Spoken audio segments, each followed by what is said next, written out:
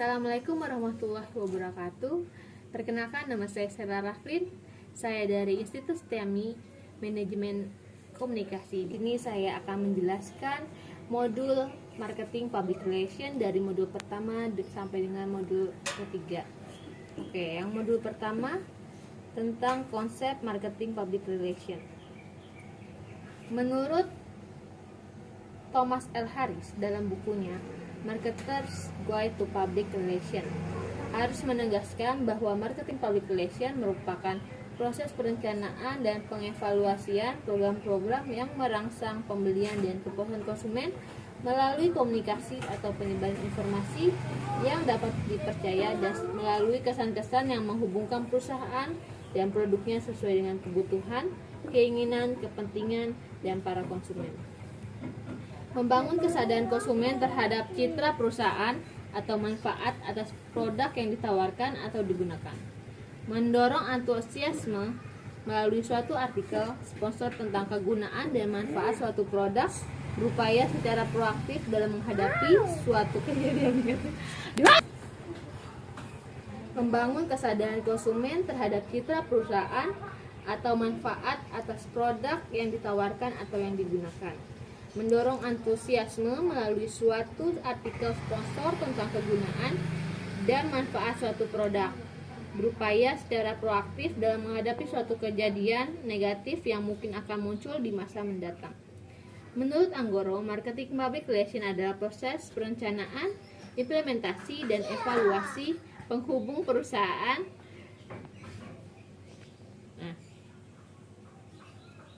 dengan konsumennya serta masyarakat luas, sekaligus sebagai bagian dari strategi pemasaran dan strategi perusahaan secara keseluruhan.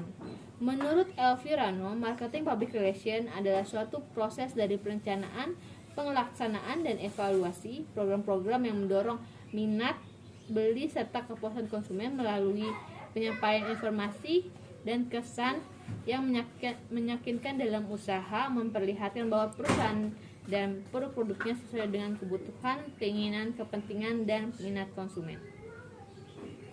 Tugas marketing public relation. Di antara tugas public relation dalam membangun reputasi, marketing memiliki tugas dalam mendongkrak penjualan. Di antara dua tools dapat diintegrasikan untuk menggabungkan antara penjualan dan pencitraan, di mana keduanya dikenal sebagai marketing public relation. Marketing public relation mempunyai tujuan untuk mempromosikan produk namun dengan kegiatan yang sifatnya soft selling. Melalui pesan soft selling tersebut, seseorang mampu menerima pesan dan mengubah kebiasaan mereka, menumbuh kembangkan kesadaran konsumennya terhadap produk yang diluncurkan, membangun kepercayaan konsumen terhadap citra perusahaan atau manfaat atas produk yang ditawarkan atau yang digunakan, menekankan biaya iklan komersial baik di media elektronik maupun media cetak dan sebagainya. Demi tercapainya efisiensi biaya, komitmen untuk meningkatkan pelayanan kepada konsumen termasuk upaya mengatasi keluhan-keluhan dan lain sebagainya. Demi tercapainya kepuasan pihak pelanggan, membantu mengkampanyekan peluncuran produk-produk baru dan sekaligus merencanakan perubahan posisi produk lama, mengkomunikasikan terus-menerus melalui media public relation tentang aktivitas dan program kerja yang berkaitan dengan kepedulian sosial dan lingkungan hidup agar tercapainya publikasi yang positif di masyarakat ataupun publik. Membina dan mempertahankan citra perusahaan atau produk barang dan jasa baik dari segi kuantitas maupun kualitas pelayanan yang diberikan kepada konsumennya. Berupaya secara proaktif dalam menghadapi suatu kejadian negatif yang mungkin akan muncul di masa mendatang. Pull strategi. Dalam aktivitas pull strategi. Dalam aktivitas push relation harus mengembangkan kekuatan untuk menarik perhatian publik. Bila dilihat dari sisi push marketing yang merupakan strategi promosi yang digunakan oleh pemasar agar merek atau produk yang dikelolanya sampai ke pelanggan. Taktiknya secara umum misalnya dengan menjual barang dagangan secara langsung kepada pelanggan melalui showroom perusahaan dan bernegosiasi dengan pengecer untuk menjual produk mereka, atau mengatur point of sale Salah satu contoh event push marketing yang biasa dilakukan melalui mini event dengan booth atau stand disebut di sebuah mall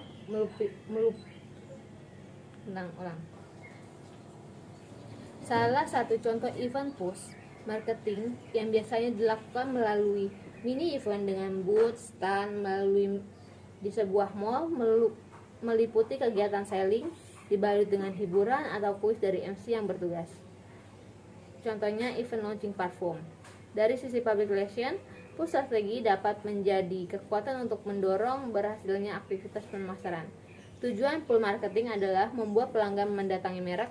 Taktik penjualan umum yang biasanya digunakan meliputi promosi melalui media massa, word of mouth terarah, dan penjualan melalui iklan. Dari perspektif bisnis, pull marketing merupakan upaya menciptakan loyalitas merek dan membuat pelanggan datang kembali.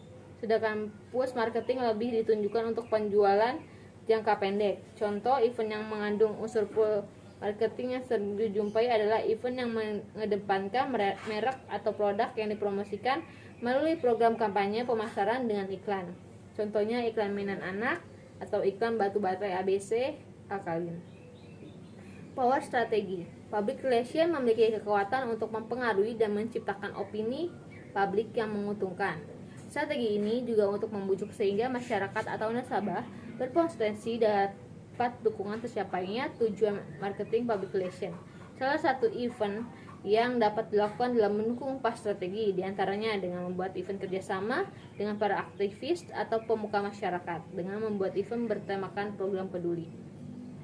Modul kedua tentang fenomena bisnis dan industri dalam. Public relation atau hubungan masyarakat telah menjadi tren manajemen di Indonesia. Dengan berbagai istilahnya, hal ini bisa dilihat dari bentuknya. Bagian atau divisi PR dalam banyak perusahaan, profit maupun non-profit. PR juga berkembang dengan analogi yang beragam, bergantung bagaimana orang mempersepsinya. Ada yang mendeskripsikan tugas PR sebagai protokoler fotografi, tugas mengatur dan menservis. Wartawan menjawab berita, mengkliping koran, mengelola bulletin, event organizer, sampai dengan analog sebagai penyelamat. Organisasi dari citra buruk di mata masyarakat, PR sampai saat ini juga dipersepsi sebagai dunianya perempuan cantik pria, necis, glamour, menarik, wangi, memiliki relasi yang luas sehingga untuk menjadi seorang PR dianggap mudah, tidak memerlukan kompetensi tertentu. Berbagai persepsi tentang PR telah membuat dunia PR Indonesia tumbuh pada arah yang keliru dan melahirkan pandangan sinis terhadap profesi ini. Hal ini membuahkan penilaian dan apresiasi kepada PR Indonesia secara tidak proporsional.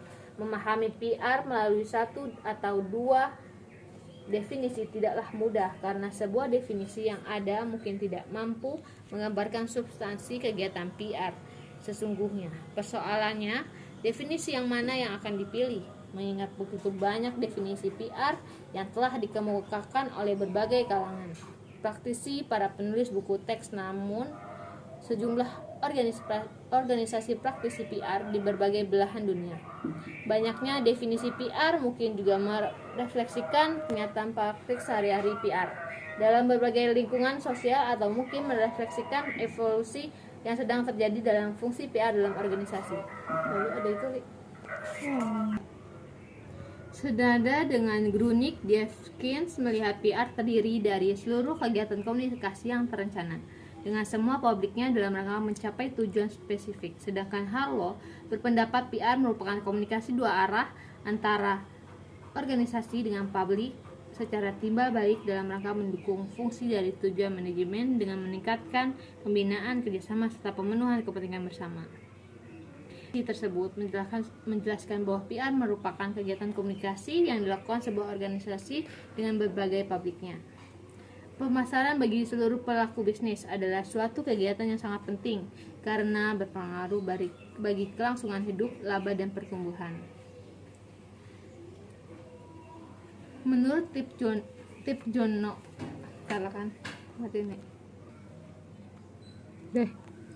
nilai pelanggan dan kepuasan. Nilai pelanggan dilihat sebagai kombinasi antara mutu, jasa, dan harga yang mencerminkan manfaat dan biaya berwujud dan tak berwujud bagi konsumen. Kepuasan merupakan penilaian seseorang dari kinerja yang dirasakan dari produk dalam hubungan dengan harapannya.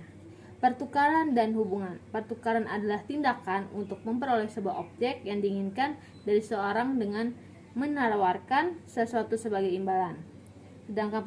Sedangkan pemasaran terdiri dari tindakan yang diambil untuk membangun dan memelihara hubungan melalui transaksi dengan target pembeli, pemasok, dan penyalur yang melibatkan produk, pelayanan, ide, atau benda lainnya. Pasar merupakan kumpulan semua pembeli sebenarnya yang mempotensialkan yang memiliki kebutuhan atau keinginan akan produk atau jasa tertentu yang sama dengan bersedia dan mampu melaksanakan pertukaran untuk memuaskan kebutuhan dan keinginan itu. Perusahaan harus mendapatkan keuntungan dengan cara memberi kepuasan yang menjadi sasaran perusahaan agar tetapi dengan adanya perkembangan di dalam masyarakat dan teknologi, maka konsep pemasaran mengalami perkembangan dengan konsep baru. Inilah perusahaan akan memberikan kepuasan kepada konsumen. Strategi pemasaran menurut Philip Kotler adalah cara di mana fungsi pemasaran mengatur kegiatannya untuk mencapai pertumbuhan yang menguntungkan dalam penjualan. Pada tingkat bauran pemasaran, strategi pemasaran adalah suatu serangkaian pandangan dan pola pikir dalam pemasaran yang akan dipergunakan untuk mencapai apa yang menjadi tujuan. Peran strategi pemasaran, sehingga bisa dikatakan bahwa strategi pemasaran menjadi penghubung antara produksi dengan konsumsi. Dan selanjutnya modul 3, Humas industri dan bisnis telah diterima oleh perusahaan-perusahaan besar. Humas di sana merupakan fungsi manajemen yang perusahaan humas industri tidak dapat dilepaskan dari prinsip ekonomi, sebab industri dan bisnis memiliki orientasi pada keuntungan. Dengan demikian, humas industri hendaknya memiliki suatu daftar prioritas sehingga sumber daya yang tersedia dapat disediakan seefisiensi mungkin untuk mendapatkan hasil yang maksimal. Kesamaan hak dan peluang untuk memperoleh pekerjaan untuk orang-orang menimbulkan undang-undang dan ketentuan pemerintah sebagai dasar untuk mencari berikan peluang dan beberapa kelompok tertentu. Kesehatan, keselamatan, dan kesejahteraan pekerja, ketentuan peraturan dan hukum yang tidak merugikan pekerja, dan liputan pers mengenai pelanggaran-pelanggaran sangat untuk mempengaruhi program perusahaan untuk beberapa karyawannya. Perlindungan pada investor, kontrol kualitas dan keamanan atas beberapa produk dan servis dengan keuntungan yang ideal. Integritas manajemen meningkatnya perhatian orang-orang pada tingkah laku bisnis perusahaan-perusahaan. Pertahanan nasional, konservasi dan perlindungan sumber alam dan perlindungan lingkungan, yaitu beberapa hal yang sangat mempengaruhi pada dunia industri. Hak untuk memperoleh info-info meningkatkan arus info yang cepat, menyebabkan semakin luasnya perjanjian kalau masyarakat memiliki hak untuk memperoleh info. Beberapa aplikasi humas dalam industri dan bisnis mencakup hubungan dengan pelanggan, hubungan humas pada marketing yang selanjutnya melahirkan terapan marketing PR, hubungan dengan pemegang saham, hubungan dengan karyawan, hubungan dengan pers, pertolongan untuk merekrut pegawai baru, hubungan dengan komune tertentu, hubungan antar perusahaan atau organisasi yang berbeda, hubungan dengan pemerintahan. Menurut Rosadi Ruslan, maksud public relation yaitu seperti berikut. Yang pertama, menumbuh kembangkan citra perusahaan yang positif untuk umum eksternal atau orang-orang customer. Yang kedua, mendorong tercapainya sama-sama pengertian umum tujuan dengan perusahaan. Yang ketiga, meningkatkan kolaborasi peranan pemasaran dengan public relation. Yang keempat, efisien dalam membuat pengenalan merek dan pengetahuan merek. Mensupport bauran pemasaran, misalnya saat sebuah perusahaan produsen mobil akan meluncurkan mobil keluarga, PR membuat suasana umum di mana pentingnya atau menariknya mobil tipe keluarga ini. PR membuat isu-isu terkait dengan mobil tipe ini, maka sebelumnya mobil diluncurkan pada saat telah terjadi dari waktu sebelumnya. Karena menyatakan efisiennya iklan dan promosi dalam pasaran produk, maka PR jadi penting terlebih untuk membuat keyakinan umum pada produk perusahaan. Pemasaran sebagai bagian dari ilmu akademis.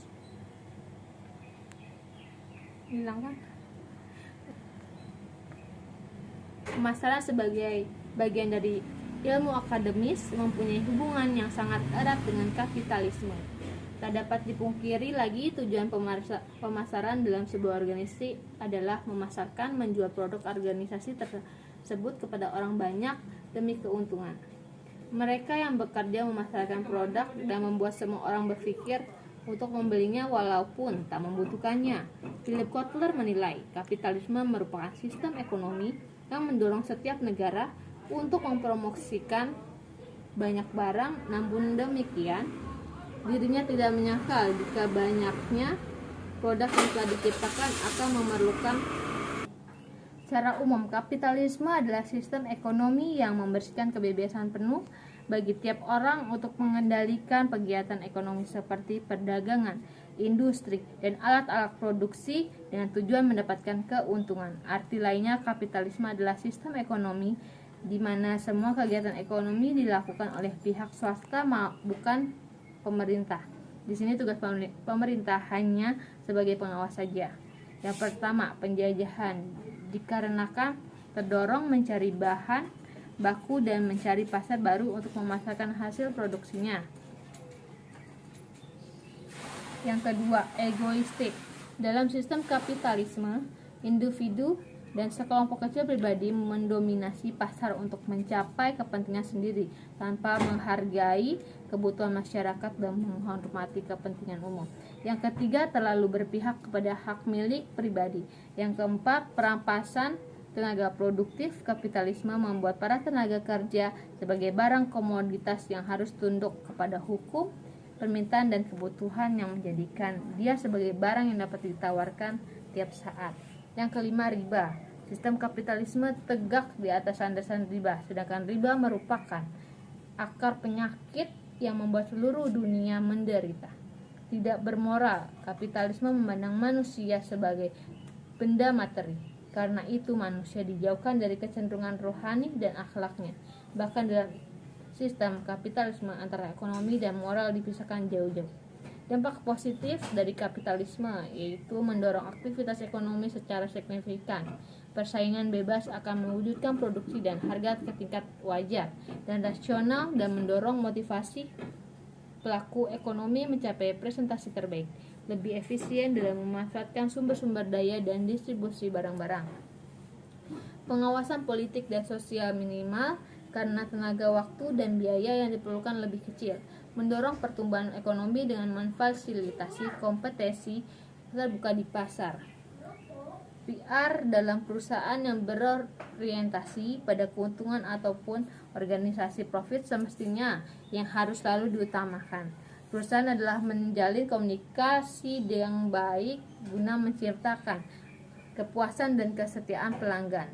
Hal ini dapat melakukan dengan menyusun berbagai strategi komunikasi yang baik dan kemudian digunakan sebagai acuan untuk menjalin komunikasi dengan publik suatu organisasi dan perusahaan profit.